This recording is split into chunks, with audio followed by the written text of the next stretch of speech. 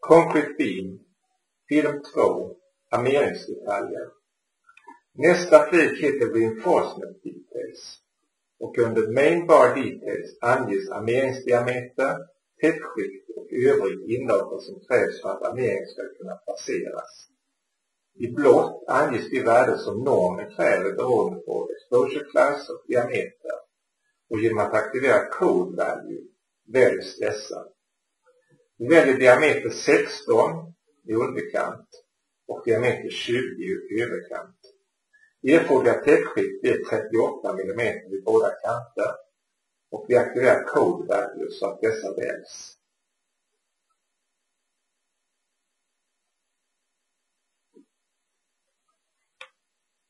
Om man av någon anledning vill sätta normens kontroll av tättskikt och erforderliga avstånd ur spel så kan man göra detta genom att avaktivera valet Code Control. Under Stirrup Details kan byglar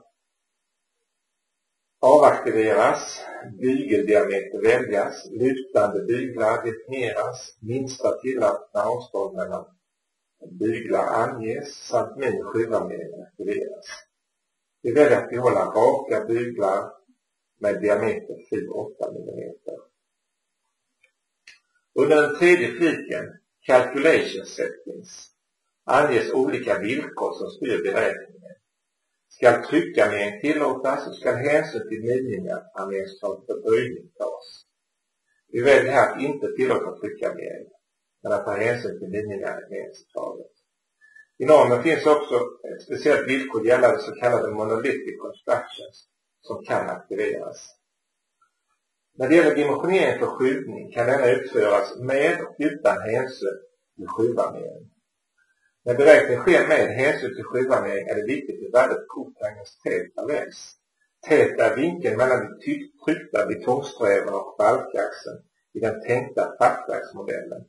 Och värdet kotangens täta ska ligga mellan 1 och 2,5. Värdet 1 motsvarar då en vinkel av 45 grader och värdet 2,5 21,8 grader. Som default används värdet 2,5 vilket ger lägsta armeringslängd. Men det är förstås upp till användaren att välja det lämpligaste värdet. Vi väljer i det här fallet 2,0.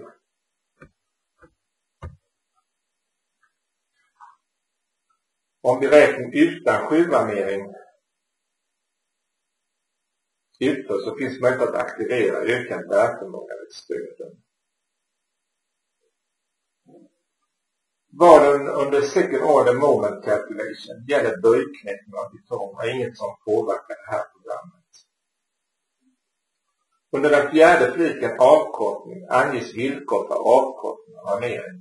I programmet finns möjlighet att avkorta armering gratis, vilket kommer att göra senare. Och här avgörs om denna avkortning ska ske stång eller lagervis. Dessutom anges hur avkortningslängder ska avrundas. Vi väljer att behålla de val som är default.